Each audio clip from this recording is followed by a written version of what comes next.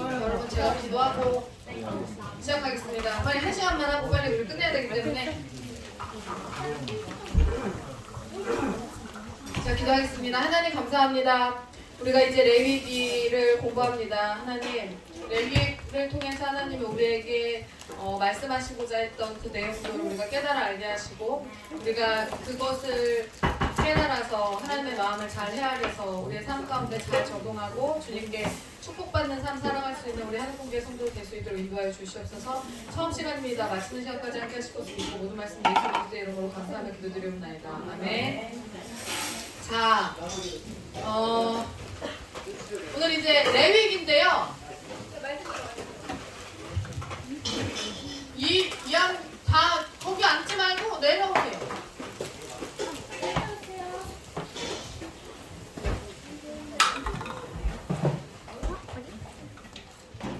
이슬비, 너는 저기 뒤에 가서 앉아있으면 너 엄마한테 진짜 혼날 거야.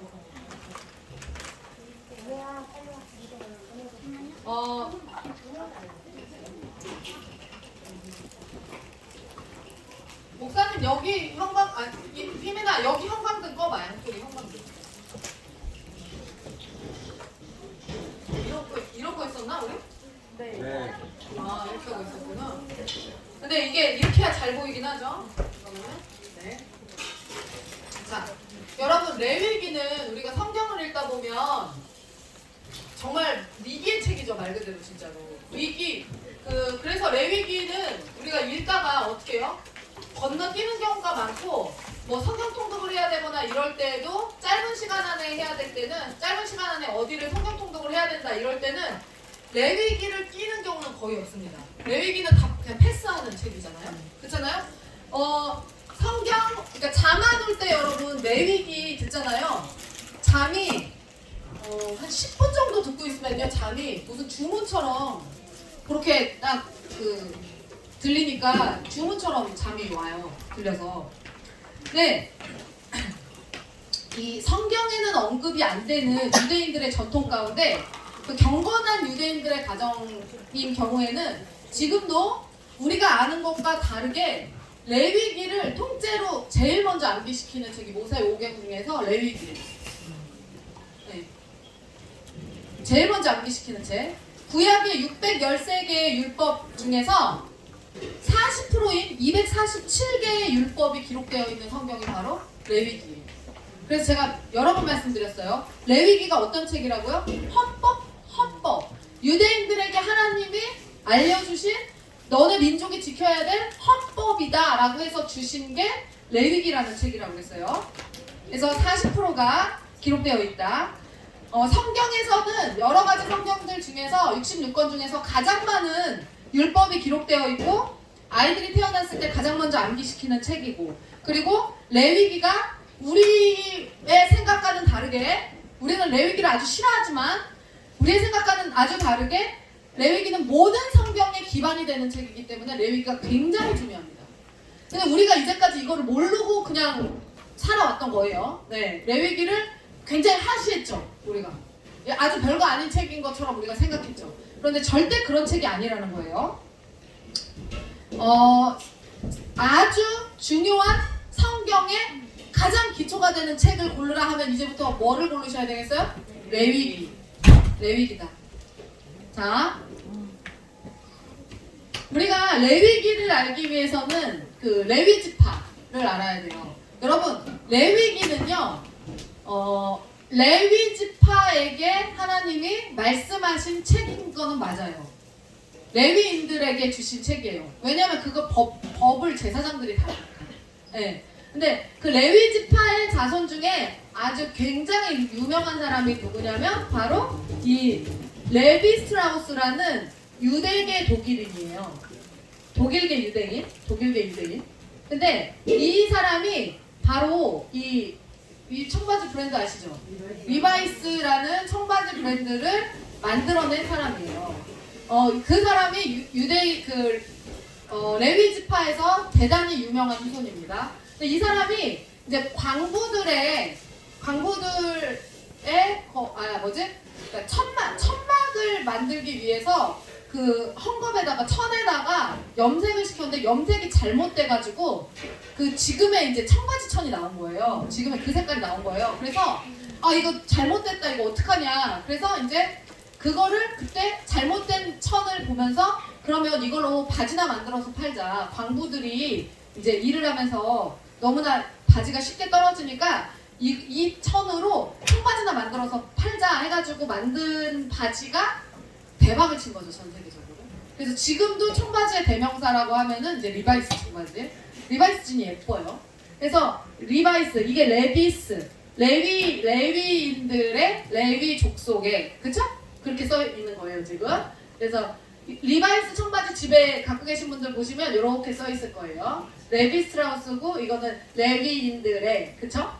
그렇게. 그래서 청바지가 굉장히 이 아주 대표적인 레위 지파의 대표적인 사람이에요, 이 사람이. 레위기는 레비티쿠스. 그래서 레위기. 제사와 성막을 책임진 레위인들이 지켜야 하고 행해야 되는 내용을 가르쳐 준 거예요. 법적. 그러면 레위인들만 알면 되지. 왜 우리가 이걸 공부해야 되느냐? 왜냐면요. 우리가 결국엔 누구예요? 이렇게 만인 제사장설 여러분 아시죠? 우리가 누구예요? 제사장이죠. 왕 같은 제사장들이 바로 우리라는 얘기예요. 그래서 우리가 결국엔 제사장의 역할을 감당해야 되는 삶을 살아가고 있기 때문에 우리가 다 알아야 돼요. 네. 제가 이 노래를 알려드렸죠. 이거 왜 이 찬양이 어떻게 나온 찬양인지. 우리가 예전에는 성령님이 성막을 찍고 나오시기 전에는 우리가 죄인인 우리가 성막에 함부로 들어가면 어떻게 되는 거예요? 죽는다 그랬잖아요. 근데 우리가 원래 그렇게 죽어야 되는 죄인이기 때문에 우리가 죽어야 되는 인간들이지만 성막을 찍고 성령님이 나오신 이후에 다음날 성막에 들어갔을 때, 네? 친구랑 둘이 들어갔을 때, 원래는 내가 죽을 목숨이니까 두려울 거 아니에요. 어제까지는 죽었으니까 들어가면 죽는 거야. 그러니까 두려우니까 친구랑 얘기하는 거예요. 그냥 네가 먼저 한 발짝 가봐. 한 발짝 갔는데 안 죽어. 또 한 발짝 갔는데 안 죽어. 이번엔 네가 가봐. 한 발짝 갔는데 안 죽어. 내가 안 죽는구나. 그래서 보혈을 지나서 아버지 품으로 한 걸음씩 나아간다는 말이 그 얘기라고 그랬죠. 그래서 이게 우리가 결국엔 우리들이 다 제사장이기 때문에 우리가 레위기를 알아야 된다는 거예요. 여기 한번 다 같이 읽어봅시다. 시작. 여호와께서 하나님께서 모세에게 보시고 그에게 말씀하여 이르시되 이스라엘 자손에게 말하여라 너희 중에 누구든지 여호와께 예물을 드리려거든 가축 중에서 소나 양으로 예물을 드릴지니라. 요렇게 시작합니다. 벌써 딱 레위기 1장 1절에서 2절 들어가자마자 지금 요렇게 들어가는 거예요. 레위기의 시작이에요. 소나 양으로 드리려면 소나 양으로 드리는데 이 가축들 중에서 그 대속죄일에는 염소도 드려요. 아사셀 염소 아시죠? 그것도 있어요. 근데 그런 경우를 제외하고는 짐승을 드리려면 뭐를 드려야 된다고요? 소나 양으로 드리라고 그랬어요. 자, 그리고 마지막 이걸로 이제 제사를 드리는 걸로 시작을 해서 여기 보세요. 이것은 여호와께서 시내산에서 이스라엘 자손을 위하여 모세에게 명령하신 계명이니라. 이스라엘 자손을 위하여. 영적인 이스라엘인 우리도 그래서 이걸 알아야 되는 거고요. 레위기를 처음부터 끝까지 꿰뚫는 하나의 큰 주제가 뭐냐면요. 뭐예요? 홀리니스, 거룩이에요. 거룩으로 시작해서 거룩으로 끝납니다. 거룩은 뭘까요? 세상과 구별되는 것이 거룩이에요. 자, 레위기 19장 2절 한번 읽어봅시다. 시작. 거룩하라. 이는 나 여호와 너희 하나님이 거룩함이니라. 이게 핵심 구절이에요. 19장 2절. 네. 그래서 거룩해지는 것, 거룩을 법으로 하나님이 거룩하게 살 것을 요구하는 내용을 담고 있는 거예요. 자, 이게 이제 신약과 구약을 통틀어서 거룩으로 사실 꿰뚫고 있는 건데 베드로전서 1장 15절 다 같이 읽어보실게요. 시작. 너희를 부르신 거룩한 이처럼 너희도 모든 행실에 거룩한 자가 되라. 데살로니가전서 4장 3절. 하나님의 뜻을 이것이니 너희의 거룩함이라. 고린도전서 3장 17절. 하나님의 성전은 거룩하니 너희도 그러하니라.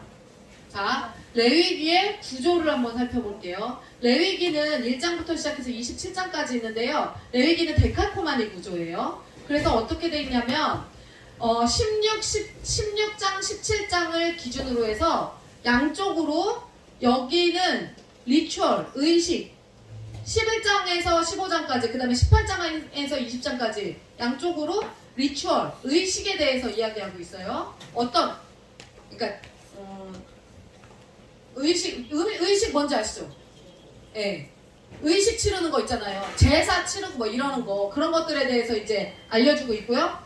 그 다음에 8장에서 10장, 그 다음에 21장에서 22장은 제사장들과 관련된 걸로 이야기가 꾸며져요. 1장에서 7장, 23장에서 27장까지는 정결, 성결에 대해서 이야기하고 있어요. 그 성경은요, 여러분, 그 대단히 이렇게 하나님이 맞춰서 놓으신 어떤 것들이 있거든요. 근데 예를 들면 이사야서 같은 경우에는 66장까지 있어요. 66장. 근데 성경이 몇 장이죠? 성경이 몇 권이죠? 66권이죠. 근데 이사야서 같은 경우는 이사야서의 1장이 창세기를 이야기하고요. 2장이 출애굽기를 이야기하고요. 3장이 창세기, 출애굽기, 레위기를 의미하고요. 그렇게 되는 구조래요. 무슨 말인지 아시겠어요? 네. 그래서 이사야서의 1장부터 66장까지가 성경의 창세기, 출애굽기, 레위기, 민수기, 신명기, 여호수아 그게 한 장씩 다 담고 있는 거래요. 기가 막힌 그 구조라고 그렇게 이야기를 하더라고요. 그래서 레위기도 그러니까 이사야서를 보면 성경 한 권이 다 들어가 있다고 생각하시면 되고요. 레위기 같은 경우도 이렇게 해서 반을 딱 잘라갖고 이렇게 해갖고 구조가 아주 명확하게 데칼코마니 구조로 나뉘어져 있어요. 자, 그럼 제사와 관련돼서는 이렇게 지금 1장에서 5장, 그 다음에 6장에서 7장. 자, 5대 제사가 여기에 나와요. 제사자와 제사장의 관점으로 해서 분리를 시켜갖고 이야기를 하고 있고요. 그 다음에 제사장은 8장에서 9장, 제사장의 위임, 취임식, 제사에 실패한 사례 이런 것들이 나오고 정결, 음식, 출산, 질병, 정결의 규례, 속죄일, 대속죄일 요것도 이제 나오고 정결, 여기 염소 잡는 거 이제 나오고요. 정결, 성윤리, 사회생활과 관련된 게 이제 여기서 나오고요. 그 다음에 제사장 다시 거룩한 제사장법, 제사 요렇게 이제 나옵니다. 다 법이에요, 법. 레위기는 읽기가 왜 어렵냐면요. 전체가 다 법조문이기 때문에 어렵다고 그랬어요. 그리고 이 시대의 제사법과 오늘날 우리의 삶의 그 제사법을 연결시키기가 되게 어려워요. 그렇잖아요. 여러분 제사 지내는 거가 사실 공감이 별로 안 되시잖아요. 제사법이. 그래서 우리가 레위기를 읽기를 어려워하는 거예요. 레위기는 어디에서 썼냐면요. 모세가 쓴 건 다 아시죠? 레위지파 교육 교재로 시내산 정상에서 40일 동안 쓴 책이래요. 근데 이 시내산 정상에서 이거를 이제 이게 뭐냐면 시내산 정상에서 40주야를 썼다고 하는데 안 먹고 안 입고 안 먹고 안 마시고 쓴 책이래요. 이 책이 하나님의 그러니까 그냥 하나님이 왜 우리가 이스라엘 백성들이 그 40년 동안 옷을 한 가지 옷을 입고 지내잖아요. 옷을 40년 동안 옷 하나만 입잖아요. 그거 이제 하나만 입진 않았겠지. 근데 왜냐면 사람이 크니까. 예. 그런데 옷이 별로 없었잖아요. 옷이 별로 없었는데 옷감이 별로 없었는데 왜냐면 유랑생활을 했으니까. 근데 그 옷감이 닳지 않았다고 했잖아요. 예. 그리고 우리가 지난번에 만나가 어떻게 생겼는지 우리가 봤잖아요. 만나. 그러니까 그 하나님의 놀라운 보호하신 가운데 40일 주야를 밤을 새워가지고 하나님이 불러주시는 대로 쓴 기록한 책이 바로 이 레위기예요. 여러분 그 성경의 뒷이야기가 재밌는 게 되게 많더라고요. 엄청 많더라고요. 그거 아세요? 예레미야서가 2번째 쓰여진 거 아세요? 2번. 예레미야서 나중에 이제 공부할 때 배우겠지만 우리가 읽는 예레미야서가요, 여러분 2번째 쓴 책이에요. 2번째 쓴. 첫 번째 쓴 책을 찢어버려요. 누가 찢어버려요. 그래갖고 그게 2번째 쓴 책이에요. 그래서 이거는 이제 시내산 정상에서 하나님이 불러주시는 대로 그대로 가가지고 막 모세가 쓴 책이에요. 41개. 자, 이 사람들이 이제 람셋을 떠나서 여기 숲곳에서 여기 2개월에 걸쳐서 여기 와서 시내산에서 살다가 여기서 1년간 이제 세르에서 레위기를 받고요. 그 다음에 가데스바네아에서 38년 거주합니다. 이 이스라엘 백성들이 이렇게 거쳐간 이 곳이에요, 여기가. 레위기는 그럼 지금 이렇게 세르기간 1년 동안 썼는데 출애굽기 24장에서 31장을 보면은 십계명, 회막, 레위기가 요 사이에 이제 들어가 있는 책이에요. 여기 사이에. 그래서 여기 읽다가 여기 읽고 가면 돼요. 원래는 순서가 그게 됩니다. 레위기는 표준세 번역으로 읽는 게 가장 좋대요. 왜냐면 너무 어려워서. 그리고 레위기와 신명기는 단짝이라고 그랬어요. 제가 이번 주에 금요일에 신명기의 그 구절들에 대해서 여러분들에게 이제 알려드렸죠. 신명기는 단짝이에요. 레위기는 교과서고 신명기는 해설서라고 제가 말씀드렸어요. 자, 요거는 레위기가 아니에요. 레위기와 구약과의 관계를 볼게요. 자, 레위기가 율법이잖아요. 레위기가 모든 성경의 기초가 되는 책이라고 그랬잖아요. 자, 레위기는요 창세기와 어떤 연관이 있냐면요, 레위기의 언약을 어떤 분과 맺었는가를 기록한 책이 바로 창세기입니다. 네. 레위기가 기반이에요. 레위기의 언약을 어떤 분과 맺었는가? 하나님에 대해서 창세기에서 나오잖아요. 그 창조주 하나님에 대해서 그게 나오는 책이 창세기고요. 레위기의 언약을 맺게 된 역사적 과정을 기록한 책이 출애굽기인 거예요. 그 다음에 레위기대로 사는 광야 훈련을 기록한 책이 바로 민수기고요. 레위기를 재해석해서 기록한 책이 신명기예요. 모세의 유언설교라고 말씀드렸어요.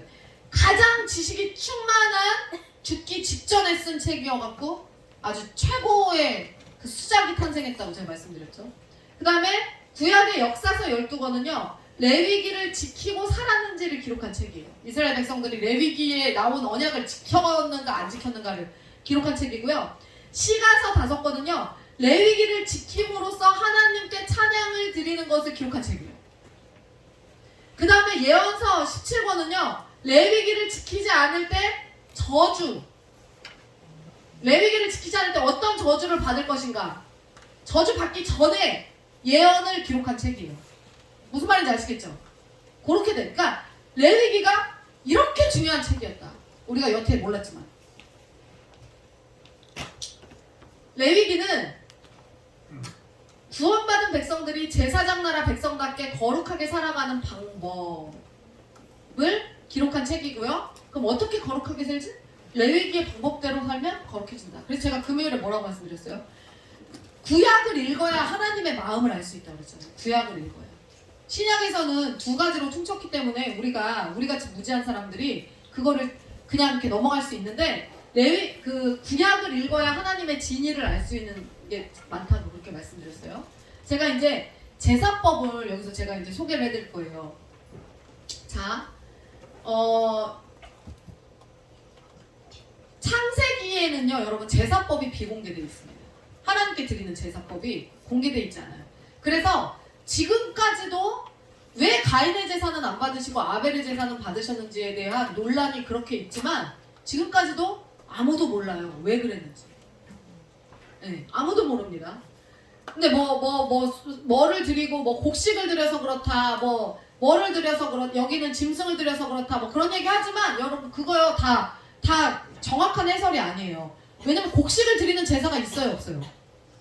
있어요.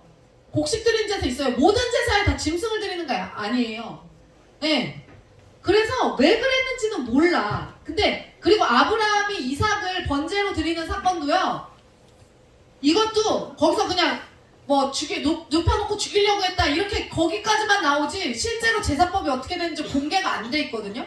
그런데 드디어 어떻게 제사를 지내는지에 대해서 1장부터 7장까지는 제사 매뉴얼이 나오고요. 8장부터 9장까지 실전 제사, 10장에 잘못된 제사로 어떻게 죽는지가 나와요. 네. 그래서 제사법이 드디어 공개되는 데가 바로 레위기입니다. 그 이스라엘 제사의 이해를 위해서 예수전도단의 이지웅 목사님이 그 한 설교한 내용이 있어요. 근데 제가 그게 한 30분짜리인데 그거를 제가 여기서 들려드리려다가 너무 심하게 잘 것 같아가지고 제가 그냥 요약을 해서 여러분께 좀 말씀을 드릴게요. 들어보시려면 들어보셔도 괜찮아요. 이분이 이제 하와이 열방대학에서 계신 분인데 이분이 유대인들에게 랍비들에게 성경을 가르치는 분이고 목사님들에게 성경을 가르치는 분이에요. 그래서 이분은 어떻게 하냐면요. 이 예수전도단에서는 열방대학에서 매년 한 번씩 성경 공부를 끝내고 나서 레위기를 성경 공부를 하다가 레위기를 끝내고 나면 1년에 한 번씩 제사를 드린대요. 이 구약에서 나오는 이 제사법대로 제사를 드린대요. 그래서 수년간에 걸쳐서 구약에서 나오는 그 제사법대로 레위기의 제사법대로 제사를 드리고 나서 이제 성도들한테 강의하는 내용을 이제 제가 들었는데요. 거기 보면은 뭐가 나오냐면 그러니까 신약의 사복음서에 나오는 예수님의 행동들 있잖아요. 그 신약의 사복음서에 나오는 예수님의 행동들은 왜 어디서는 병자를 고치실 때 몸을 직접 대셨고 어디서는 말씀으로만 하셨고 어떤 곳에는 가셨고 어떤 곳에는 가시지 않았고 왜 어디에 가서는 이렇게 하셨고 어디에 가서는 이렇게 안 하셨고 이 모든 예수님의 행위는요 레위기에 나와 있는 그 법에 따라서 이루어진 것이래요. 그래서 레위기를 알아야지만 예수님의 그 행동이 해석될 수 있다는 거예요. 그래서 사실 레위기를 모르는 상태에서는 성경을 가르치면 안 된다라고 그분은 그렇게까지 말씀하시더라고요. 자, 그래서 그분이 이제 모세오경 주간이 끝나고 나면 성경에 나와 있는 그대로 이제 제사를 드리는데 6가지의 그 제사의 순서가 있어요. 6개의 제사의 순서. 그게 첫 번째가 뭐냐면요. 자, 이제 제가 하나님의 거룩한 제사장이고 여러분은 하나님 앞에서 부정하게 된 이스라엘 백성이라고 우리가 가정을 해봅시다. 그러면 번제를 드리는 6단계예요. 이게 지금 이제 소개해드리는 내용이 번제를 드리는 6단계인데 조금 이따가 제사법이 몇 개가 있는지를 제가 말씀을 드릴 거예요. 대표적으로 5개가 있거든요. 그런데 그 중에서 지금 번제 드리는 방법이에요. 우리가 소나 양으로 한다고 그랬는데 여기 지금 레위기에 보면은 3절인가 4절부터 소로 하는 게 나와가지고 소로 그냥 말씀을 드릴게요. 소로 제사를 드릴 때 첫 번째 단계에서 우리가 중요하게 생각해야 될 게 뭐냐면 아무 소나 다 되는 게 아니에요. 그럼 어떤 소가 될까요? 어떤 소여야 될까요? 번제를 드릴 때 흠이 없는 소여야 돼요. 그게 포인트예요. 흠이 없는 소여야 되는데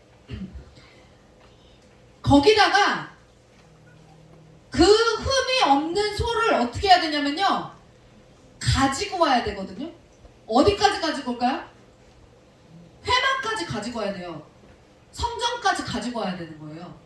성전까지 흠 없는 소를 가지고 와야 돼요. 근데 우리가 흠 없는 소를 성전까지 가지고 오는 행위를 한국 사람들이 대단히 쉽게 생각한다는 거예요. 근데 실제로는 이게 절대로 쉬운 일이 아니에요. 왜냐하면 여러분 자 한 곳에 있잖아. 한 곳에 성전이 회막이 한 곳이란 말이에요. 제사 지내는 장소가 여러 곳에 흩어져 있는 게 아니라 이스라엘에서 한 군데예요. 네?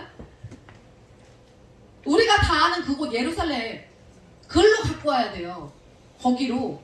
근데 이게 히브리어로 뭐라고 그 예물에 대해서 뭐라고 이야기하냐면요. 베헤마라고 이야기하거든요. 베헤마가 뭐냐면 집에서 기른 짐승이에요. 그 소나 양을요. 집에서 길러서 가지고 가야 돼요. 근데 집에서 길러서 그러니까 중간에 사거나 사냥하면 안 돼요. 집에서 길러서 이 소를 가지고 가는데 가다가 예루살렘까지 가는 도중에 얘가 다치거나 상하면 어떻게 될까요? 다시 가야 돼, 집에. 빠꾸야. 그러면 이게 레위 지파들은, 유다 지파들은 거기서 사니까, 그 예루살렘 근처에서 사니까 상관없겠지만, 나머지 뭐 단지파, 므낫세 지파, 갓지파, 위아래 막 다 떨어져서 사는 그 지파들은요, 한 달에 걸쳐서, 몇 달에 걸쳐서 제사, 이 번제를 한번 드리려면요, 몇 달까지 소요가 되는 거예요. 그렇게 엄청난 작업인 거예요. 그 가져가는 행위만으로도. 자, 그러면 일단 우리가 여러분들이 어떻게 해서 가지고 왔다 칩시다. 잘 상하지 않게 얘를 잘 데리고 왔어, 예루살렘까지. 자, 두 번째 단계, 안수하는 거예요. 4절에 1장 4절에 뭐가 나오냐면, 그가 번제물의 머리에 안수할지니 그리하면 연락되어 그를 위하여 속죄가 될 것이라. 자, 번제물의 머리에 안수를 하는데 누가 안수할까요? 제가 안수할까요? 여러분이 안수할까요? 제사장이 안수할 것 같아요? 누가 안수할까요? 본인이 안수하는 거예요. 여러분이 안수하는 거거든요. 근데 여러분이 직접 왜 안수를 해야 되냐면, 뭐 때문에 그러냐면요, 죄 때문에 그래요. 죄. 안수가 뭐냐면요, 여러분, 안수를 왜 하냐면, 그 짐승에게 안수를 왜 하냐면 내 죄를 전가시키는 것 때문에 안수를 하는 거예요. 걔를 뭐 축복하는 게 아니고, 우리 축복하느라고 안수 기도를 받지만 그게 아니라, 그 안수한다는 의미가 여러분의 죄를 얘한테 보내기 위해서 안수하는 거거든요. 그래서 제사장이 그래서 하는 게 아니고, 그렇기 때문에 여러분이 직접 안수해야 돼요. 여러분의 죄를 걔한테 보내야 되기 때문에. 그래서 그런 겁니다. 그러면 제사장인, 그래서 여러분이 이제 안수를 했어요. 자, 그럼 그 다음은 뭐 할까요? 이제 안수했으니까 뭐 할까요? 죽이는 거예요. 그 다음에 그 다음에 죽여요. 그러면 자, 끌고 왔죠? 안수하는 것까지 여러분이 직접 했죠? 죽이는 건 누가 죽여요? 제사장이 죽일까요? 여러분이 죽일까요? 제사장이 죽일 것 같잖아요. 그죠? 제사장은 실제로 별로 하는 게 없더라고요. 제사장은 안 죽여요. 죄의 당사자인 여러분들이 죽이는 거예요. 네. 그래서 자, 안수한 사람이 죽이는데 레위기에 나온 방법 그대로 죽여야 되거든요. 레위기에 나온 방법 그대로. 근데 레위기에 나온 방법은 뭐냐면요, 이 짐승의 피를 다 빼는 게 방법이에요. 그러니까 몽골의 유목민들은 양을 잡을 때요, 피 한 방울 안 나오게 잡는데요.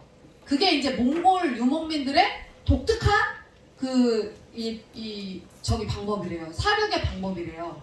그런데 사람들이 이 부분을 강의하면 꼭 물어본다는 거예요. 그 몽골의 유목민들은 소리 하나 안 지르고 막 짐승들이 되게 얌전하게 딱 해서 딱 죽던데, 그런다고. 그거랑 이 제사법이랑 레위기의 제사법이랑 완전히 다르대요. 그래서 레위기의 제사법은 피가 반드시 바깥으로 다 흘러나와야 돼요. 그러면 몇 가지 방법이 있대요. 죽이는 방법이. 첫 번째, 그러니까 안수가 딱 끝나고 나면 제사장이 칼을 갖다 주는 거예요. 제사장이 하는 일들은 그런 거예요. 제사장이 여러분들의 손에 칼을 쥐어주고, 자, 소로 간다고 했어요. 지금 우리가 소 잡을 거예요, 이제. 자, 어디를 찔러야지 죽을까요? 소를 죽여야 되는데 어디를 찌를까요? 목? 배? 심장. 심장을 찌르려고 하는데, 자, 심장이 여러분, 소 심장이 어디 있는지 아는 사람?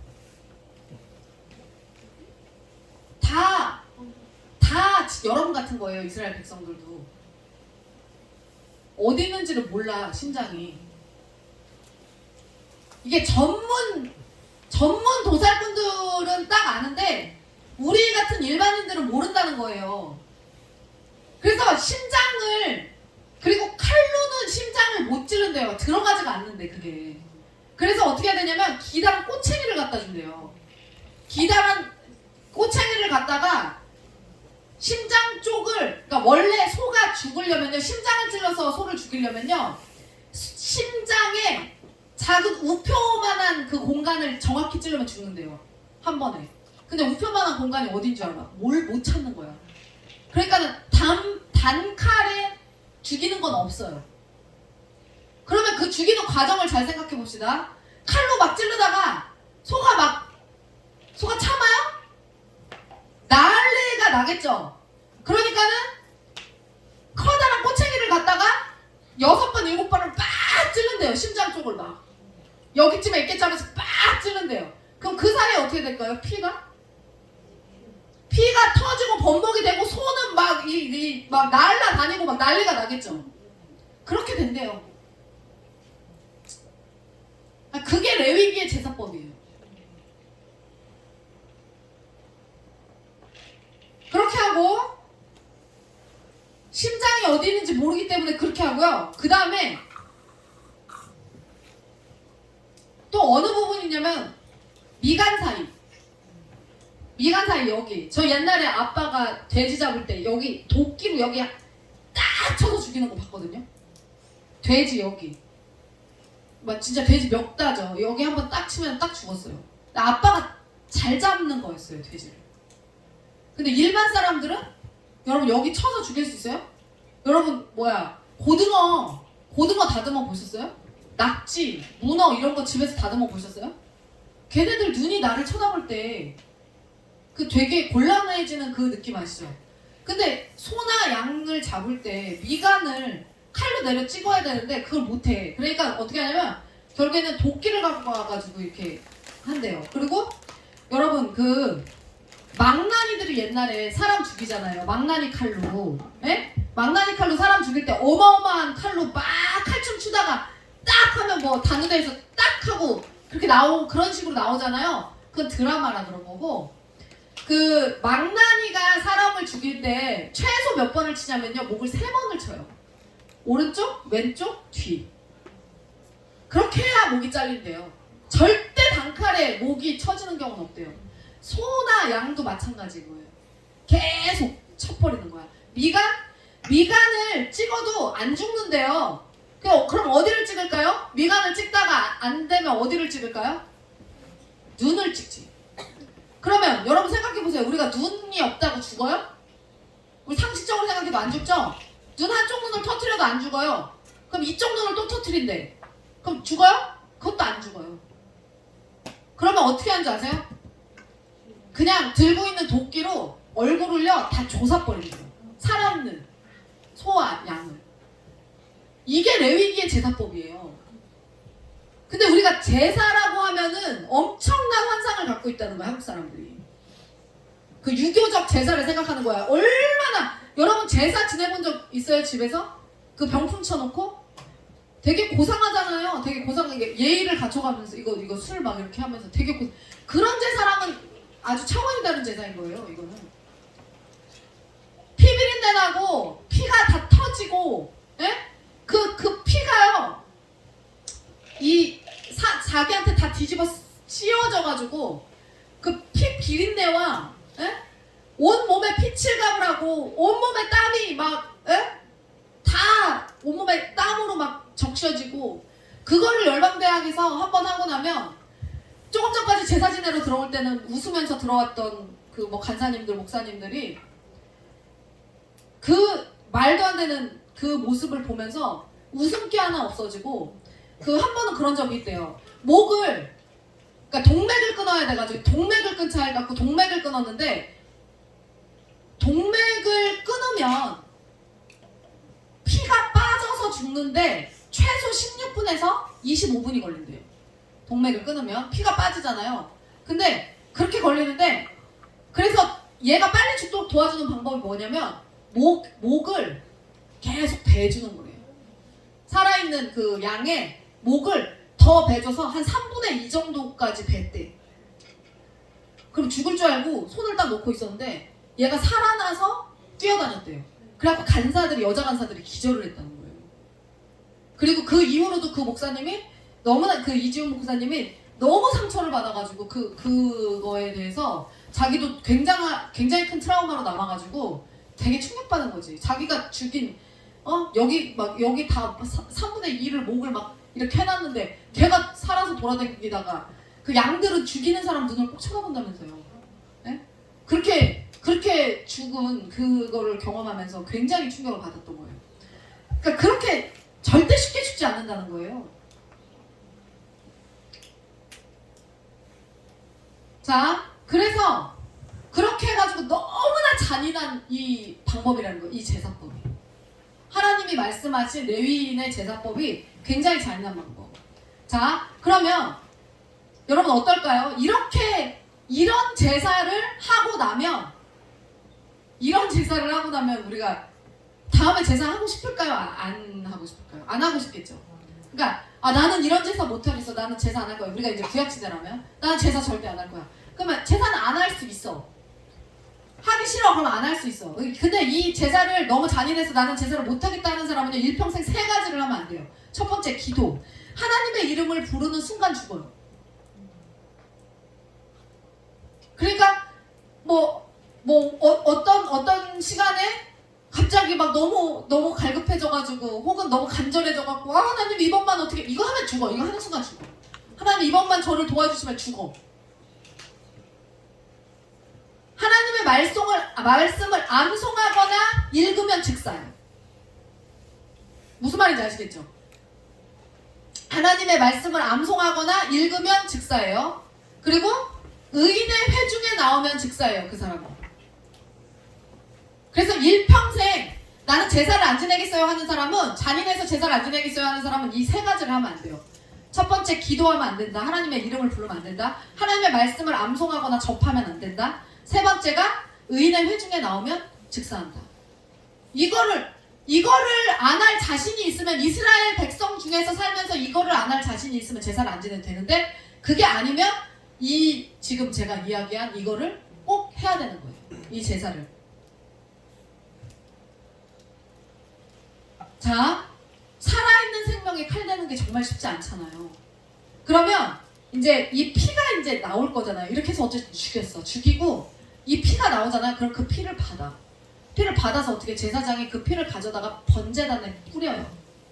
그리고 태워요. 그럼 4번째, 그럼 이제 죽였어. 이제 끝? 제사장이 그거 갖다가 이제 번제단에 해서 올렸어. 그 끝? 아니요. 그 다음에 뭐 하는지 아세요? 그 다음에 가죽을 벗겨야 돼요. 이게 제사법이에요. 가죽을 벗겨야 돼요. 가죽을 벗기는데, 가죽을 사람들이 이 가죽 벗기는 얘기 나오면 뭐 그런 데는 거예요. 나 군대에서 뱀 껍데기 벗겨봤다, 개구리 껍데기 벗겨봤다, 그런 얘기 나온다는 거예요. 이건 차원이 다르대요. 속껍질, 양껍질은요, 그 지방과 분리가 잘 안 돼가지고 굉장히 어렵다는 거예요. 근데 여기 발목 어디로 해가지고 들어가갖고 하는 그 방법이 있대요. 근데 10년을 제사를 지냈는데 이 이지훈 목사님이 한 번도 그 껍질을 벗기는데 성공해 본 적이 없대요. 그렇게 어렵대요. 이거 내가 벗기는 거예요. 이것도 여러분이 벗기는 거예요. 제사장이 벗기는 게 아니라 여러분이 벗겨서, 그러면 4번째가 가죽 벗기는 거. 그럼 5번째가 뭘까요? 가죽 벗긴 다음에 뭐 할까요? 각을 떠요. 각을 뜨는 게 뭐냐면요, 각을 뜨는 게 무슨 말이에요? 어떻게 하는 게 각을 뜨는 거예요? 부위별로 나누는 거. 네, 모든 마디를 분리시키는 거예요. 모든 마디를 다 분리시키는 게 각 뜨는 거예요. 근데 대단히 어렵다는 거예요. 이게 아까 뭐라고 했어? 망나니도 목을 칠 때 뼈가 이게 안 잘라진다니까요. 그러니까 막 이렇게 하면서 막 이렇게 하면서 자르는 거예요. 그거를. 그래서 손도끼로 결국에는 자르는 거예요. 자, 그러면 그 각을 뜬 조각을, 내가 각 뜨는 거예요. 여러분이 각 뜨는 거예요. 여러분이 직접, 제사자가. 그 각을 뜬 조각을 갖다가 제사장이 태워요. 제사장이 이제 그거 하는 거예요. 그럼 제사장이 태우면 제사가 이제 끝나요. 근데 이렇게 해서 이제 제사를 드리잖아요. 그럼 9절에 나와요. 9절에 레위기 이제 요거 보시고 나서 레위기 다시 읽어보세요. 되게 재밌을 거예요. 9절에 뭐라고 나오냐면 이것은 여호와께 향기로운 냄새라. 그 제사가 올려지잖아요. 그렇게 드린 제사에 그 소를 태우고 양을 태우고 기름을 태운 그 향기가 올라가잖아요. 그러면 여호와께 향기로운 냄새래요. 여러분 이게 말이 돼요? 잠깐만요.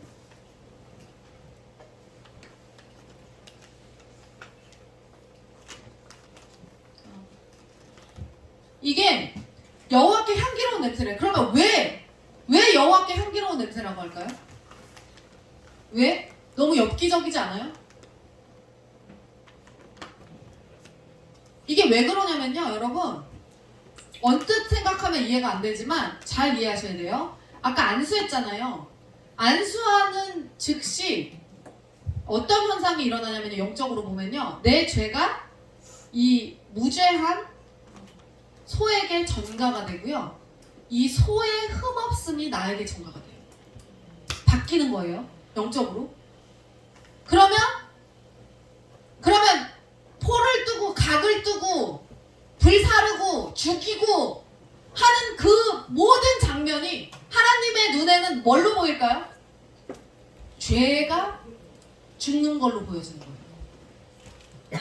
죄가 태워지는 걸로 향기가 올라오는 거예요. 죄가 탄 향기예요. 죄가 사라져 없어져 버린. 그래서 하나님이 좋아하시더라고요. 그 막 기름지고 막 그런 게 아니라, 그 짐승이 아니라 죄. 그래서 하나님이 그것을 굉장히 기뻐하시고 즐거워하시는 거예요. 그래서 죄가 타서 없어져 버리는 것에 대해서 향기롭다라고 말씀하시는 거예요. 자, 그리고 제사와, 그러면 그냥 이렇게 봤을 때 제사와 도살의 차이점이 뭘까요? 뭐가 한 끗 차이예요. 뭐가 있어요? 그 안수가 한 끗 차이예요. 안수가 빠지면 그냥 도살이에요. 안수가 빠지면. 근데 레위인의 제사법은 반드시 안수, 죄를 전가하는 의식이 있어요. 그래서 그게 다른 거예요. 죄가 죽는 거예요. 죄의 심장부위가, 그러니까 심장을 찔러서 죽일 때 죄의 심장부가 도려지는 거고, 네, 죄의 심장부가 으깨지는 거예요. 그래서 하나님이 너무 기뻐하시고 즐거워하시는 거예요.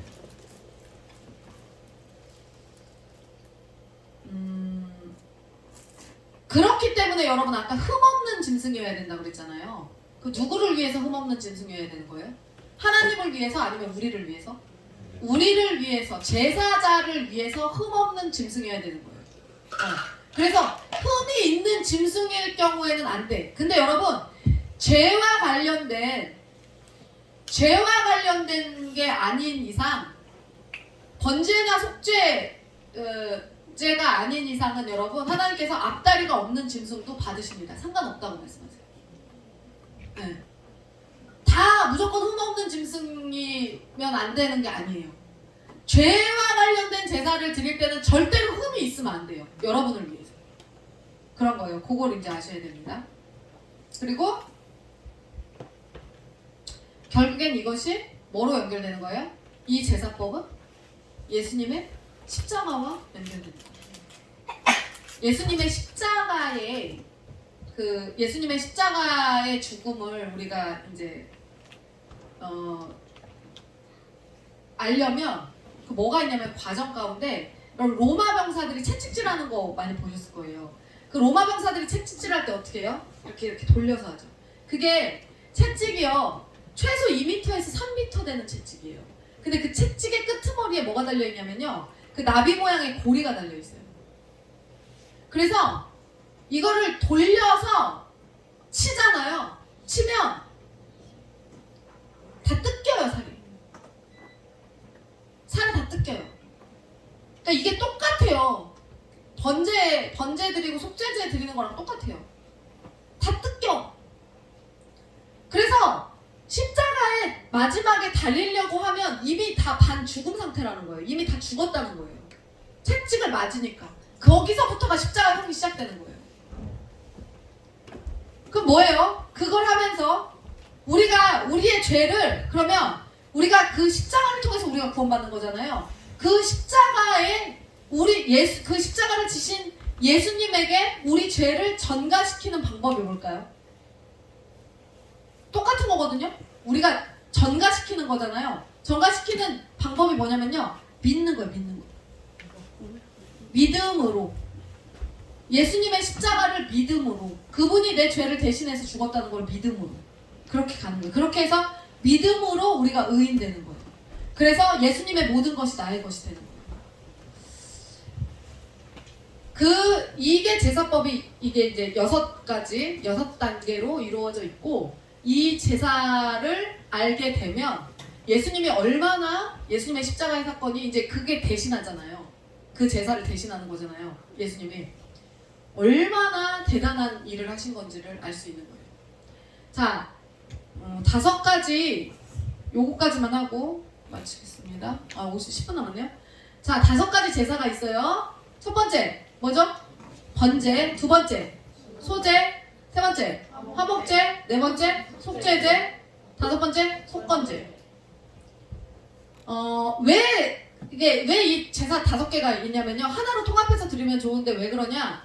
하나님이 굉장히 구체적이고 세밀하신 분이라 제사의 방식마다 하나님이 세밀하고 다양하게 다양한 방식으로 우리를 만나기를 원하셔서 그런 거예요. 번제. 번트예요. 번제가 번트. 오퍼링이에요. 자, 번제는 뭐냐면 히브리어 올라. 히브리어로 올라래요. 올라. 올린다. 우리도 올린다라고 그러죠. 태워서 올린다라는 뜻이거든요. 올라라고 해요. 죄와 관련된 제사고요. 죄에 대한 하나님의 맹렬하고 철저한 진노. 죄와 관련해서 또 죄와 관련 없는 부분으로 나뉘어요. 이거는. 근데 죄와 관련해서는 죄에 대한 하나님의 맹렬하고 철저한 진노를 의미하는 거고요. 죄와 관련이 없는 영역에 대해서는 성도의 철저한 헌신과 완전히 드려진 삶을 이 번제를 드리면서 의미하는 거예요. 그게 제사의 의미예요. 자, 요거 우리 배웠죠? 대제사장들이 쓰는 저기라고 그랬어요. 모자라고 그랬어요. 번제 정신이 뭐냐? 지옥불에서 영원히 불에 탈 자를 구원하신 은혜에 감사하는 그 뜻을 담고 있는 거예요. 자, 소제는 뭘까요? 곡식으로 드리는 거예요. 자, 소제는 히브리어 민하, 선물을 의미하는데 곡식으로 드리는 제사예요. 자, 요리하지 않아요. 근데 요리를 하지 않을 경우에는 그냥 가루 빻아서 드리고요. 요리를 해서 드릴 경우에는 구워서 해요. 아니면 볶고 찌어서 드리는 거예요. 근데 요 소제를 요렇게 드리는데 요거로 결국에 뭐를 하냐면요. 제사장들이 이걸로 양식을 해요. 자, 소제의 의미는 뭐가 있냐면요. 그 곡식이 미리 같이 있을 때가 2가지가 있거든요. 첫 번째는 뭐냐면 썩어서 싹을 틔울 때가 미리 하늘에 미리 땅에 떨어져 그거 있잖아요.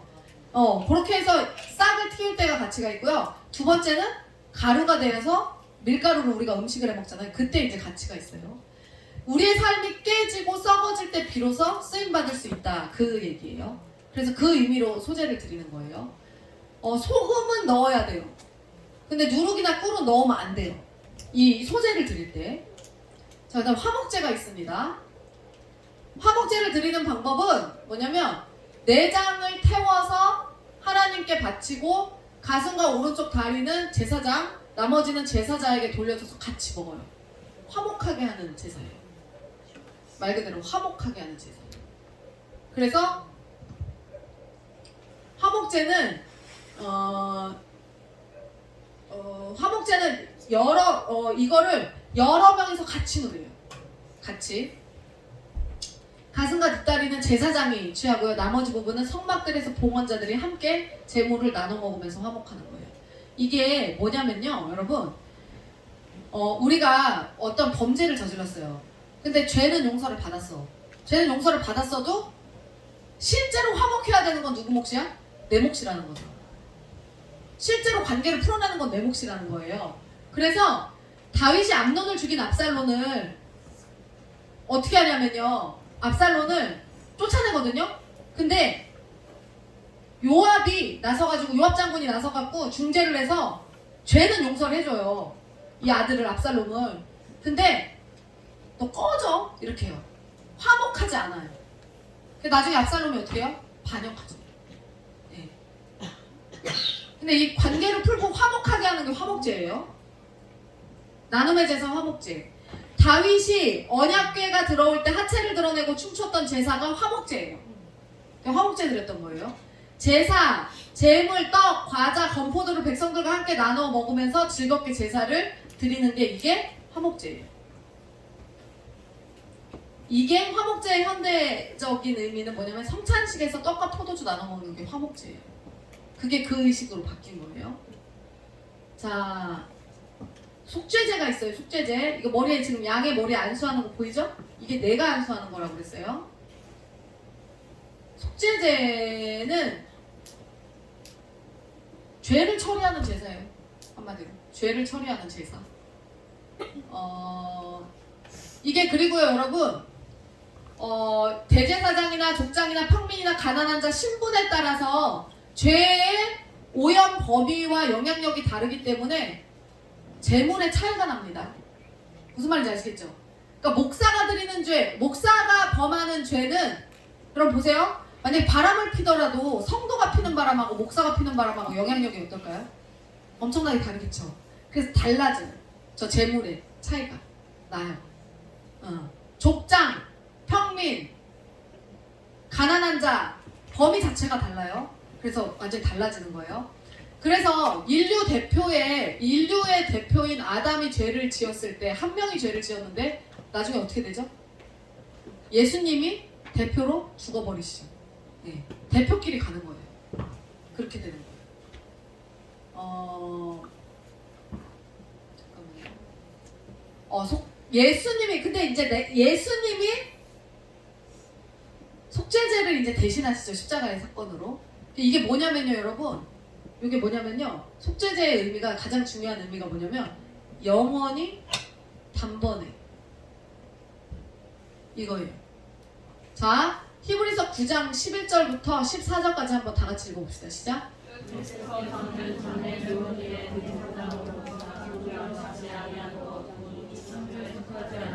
더 크고 온전한 장막으로 말미암아 염소와 송아지의 피로 하지 아니하고 오직 자기의 피로 영원한 속죄를 이루사 단번에 성소에 들어가셨느니라. 염소와 황소의 피와 및 암송아지의 죄를 부정한 자에게 뿌려 그 육체를 정결하게 하여 거룩하게 하거든 하물며 영원하신 성령으로 말미암아 흠없는 자기를 하나님께 드린 그리스도의 피가 어찌 너희 양심을 죽은 행실에서 깨끗하게 하고 살아계신 하나님을 섬기게 하지 못하겠느냐. 영원한 속죄를 이루고 단번에 성소에 들어가셨느니라. 예수님이 이 속죄제를 한 번에 끝내버리시는 거예요. 네. 그래서 우리가 이 속죄제를 예수님이 이 제물이 되셨기 때문에 한 번에 또 끝내버리셨기 때문에 우리가 기도할 때 어떻게 기도해요? 예수님의 이름으로 기도합니다. 이걸 하는 거예요. 이거 꼭 해야 되는 거예요. 우리 애들이 이걸 안 하죠? 예수님의 이름으로 기도합니다를 안 해가지고 제가 굉장히 당황했던 경우들이 있는데 속죄제가 예수님이 되셨기 때문에 그걸로 이제 끝내버리셨기 때문에 속죄제 제사를 끝내버리셨기 때문에 반드시 이렇게 기도를 해야지 하나님이 예수님의 기도로 대신 받으시는 거예요. 네. 그래서 요거를 까먹으면 안 돼요. 자, 속죄제를 드리기 위해서는 먼저 죄를 깨달아야 하고 구체적으로 고백해야 돼요. 회중 앞에서 고백해야 되고 회중이 용서하는 형식. 그러면 이걸 보잖아요, 다 같이? 죄 예방 효과가 있겠죠, 당연히. 무슨 말인지 아시죠? 자, 그리고 보세요. 구체적으로 고백해야 된다고 그랬어요. 그래서 여러분 우리가 회개 기도할 때는요 방언으로 기도하는 거 아닙니다. 무슨 말인지 아시겠죠? 회개 기도를 하는데 방언으로 기도하면 자기가 무슨 얘기하는지 모를 거 아니야. 회개 기도할 때는요 반드시 우리나라 말로 또박또박 해야 돼요. 자, 그럼 보세요. 왜 하나님은 사랑이신데 왜 피해 제사를 꼭 요구하시는가? 저 이 생각 한 적 있거든요. 여러분 어떤지 모르겠는데 아니 왜 꼭 아까 제사 방법 설명해드렸잖아요. 그거 드리고 싶겠냐고 그거. 근데 그게 그럼 왜 필요한 거예요? 왜 그게 꼭 있어야 되지? 하나님의 성품은요 사랑과 공의가 공존하기 때문에 그래요. 이걸 안 할 수가 없어. 왜냐면 그게 그냥 하나님의 성품이에요. 그렇게 타고났어. 그래서 그 죄에 대해서 반드시 해결을 해야지만 하나님과 교통할 수 있고 하나님과 함께 할 수 있기 때문에 이거를 반드시 죄의 문제를 해결하려면 이렇게 할 수밖에 없어요. 하나님의 공의의 성품의 자체에 저 죄를 해결하지 않는 것이 위배가 되기 때문에 어쩔 수가 없어요. 그래서 하나님은 이 죄에 대해서 이렇게 아주 다루시는 거예요. 이렇게 시게. 예수님이 한 번에 죄를 속죄하셨고요.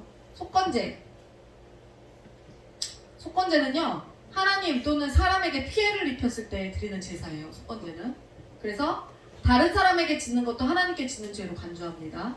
그럼 속건 제사를 드리고도 여러분 뭐를 해야 되냐면요, 5분의 1을 더해서 배상해야 되는 거예요. 10,000원을 손해를 끼쳤다 그럼 12,000원을 배상하는 거예요. 그래서 삭개오가 4배로 배상한 거예요. 그래서 속건제가. 여러분 그거 있어요. 예전에 우리 교회에서 다니던 애 중에 요셉배창고 돈을 한 30만 원 훔쳐간 애가 있어요. 요셉배창고 돈이 가져가질 않는데 계속 없어지는 거예요. 제가 관리할 때. 나는 우리 교회에 요셉배창고 돈을 건드릴 수 있는 사람이 아무도 없다고 생각했거든요. 근데 돈이 계속 없어지는 거야. 나중에 알고 보니까 우리 교회 다니고 있던 어떤 여자애가 그거를 훔쳐갔어. 근데 엄마가 나중에 그 사실을 알게 됐어요. 그럼 어떻게 해야 돼요? 배상해야죠. 배상을 해야 되는 거예요. 잘못한 건 잘못한 건데 배상을 해야 되는 거예요, 여러분. 그건 당연한 겁니다. 여러분의 자녀들이 뭐 문방구에서 뭐를 훔쳤어. 가서 죄송합니다. 당연히 해야지 그거는. 근데 뭐 해야 돼요?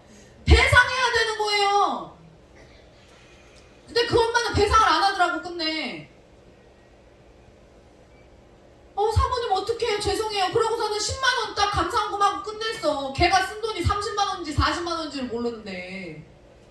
성전 건축 기간 동안에 우리가 저쪽 대흥동에서 이쪽으로 넘어오는 그 수개월 동안 걔가 요셉배창고 거를 다 해먹었는데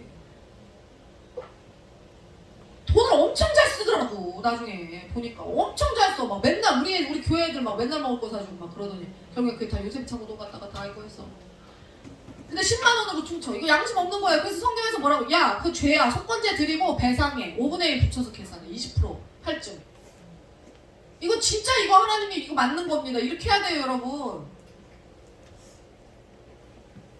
속건제는 십자가의 죽음이 우리 죄 때문에 하나님께 입힌 피해가 완전히 보상되었음을 예표하는 거고. 그래서 예수님이 십자가에서 다 이루었다, 다 갚았다 이거 있잖아요. 이거 뭐냐면요. 이거 계산의 의미예요, 이게. 계산, 수학적 의미로 다 이루었다라고 한 거예요. 다 갚았다가 수학적 의미예요. 계산이 끝났다 그 얘기예요.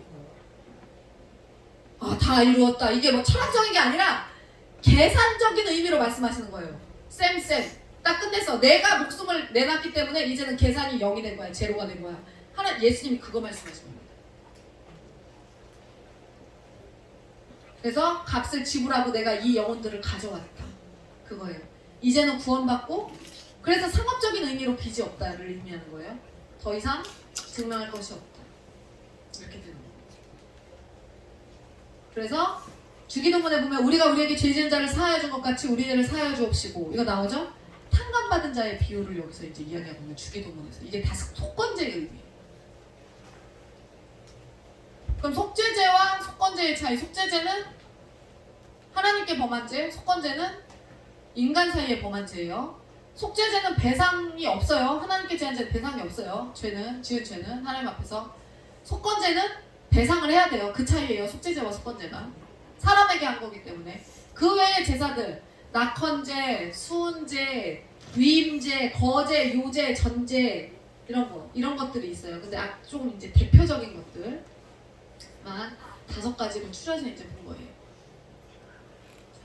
여기까지 하겠습니다. 이제 그 이후는 다음 주에 하겠습니다. 시간이 다 돼서. 자, 기도하고 마치겠습니다. 하나님 감사합니다. 우리가 오늘 부활주의를 맞이해서 레위기의 말씀을 보았습니다. 하나님, 우리가 이스라엘 백성들이 어떻게 제사를 드리는지 생각도 못하고 있다가 하나님 이스라엘 백성들의 제사법을 알고 보니 예수님의 그 단 한 번의 십자가의 사건으로 영원히 우리의 죄를 사하여 주신 그 사건이 얼마나 위대한 사건인지 다시 한번 깨닫습니다. 하나님, 우리가 그 주님의 죽으심을 잘 기억하여서 우리가 그 주님의 생명의 가치만큼 이 땅에서 남은 세월 살아갈 수 있는 자들 될 수 있도록 인도하여 주시옵소서. 레위기가 너무 힘들어서 맨날 그냥 건너뛰었는데 하나님, 레위기의 말씀이 이렇게 위대한 말씀이었다는 사실을 깨닫습니다. 우리가 깨달아 우리의 삶 가운데 잘 적응해서 하나님을 기쁘게 할 수 있는 삶 살아갈 수 있도록 인도하여 주시옵소서. 함께 하실 것을 믿사오며 모든 말씀 예수 그리스도의 이름으로 감사하며 기도드리옵나이다. 아멘.